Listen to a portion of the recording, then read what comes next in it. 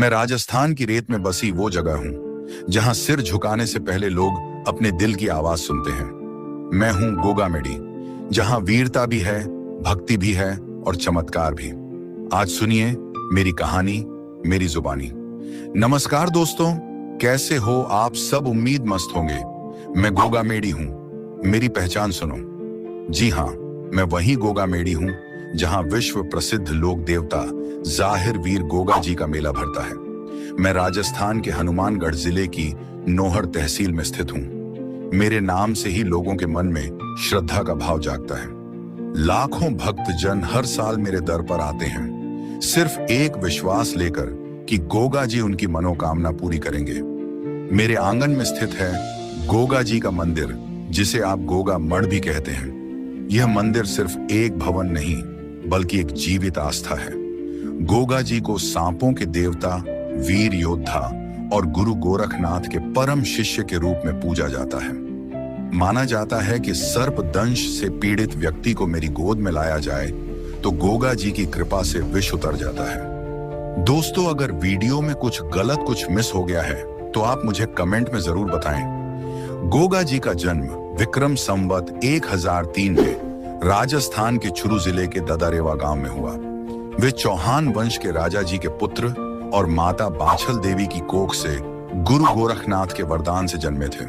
गोगा जी को गुग्गा वीर, जाहिर वीर, गोगा पीर, राजा मंडलिक, गोगा देव जैसे कई नामों से पुकारा जाता है।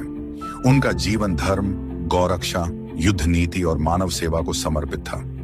गोगा जी का अपने मौसेरे भाइयों अर्जन और सर्जन से विवाद हुआ। अर्जन सर्जन ने महमूद गजनवी से मिलकर गोगा जी के विरुद्ध फौज बुलवाई। जब गायों को घेरा गया तो गोगा जी ने रण क्षेत्र में उतरकर गोरक्षा के लिए युद्ध किया।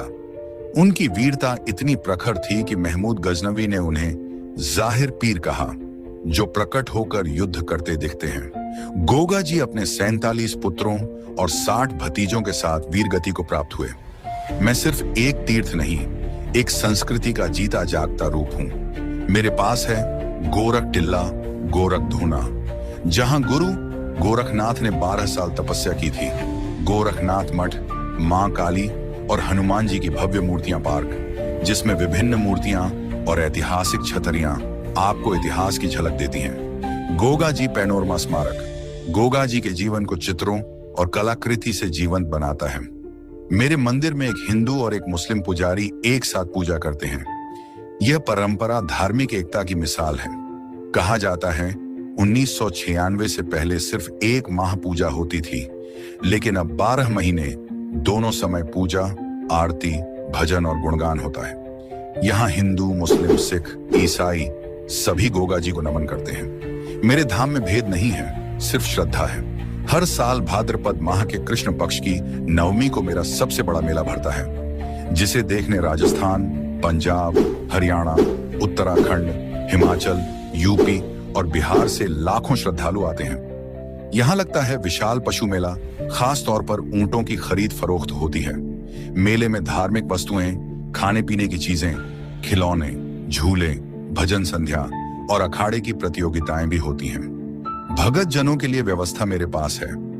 रेलवे स्टेशन दिल्ली और श्रीगंगानगर से सीधी ट्रेनें, पुलिस चौकी, अनेक धर्मशालाएं और होटल्स जैसे मां करणी होटल, राज होटल।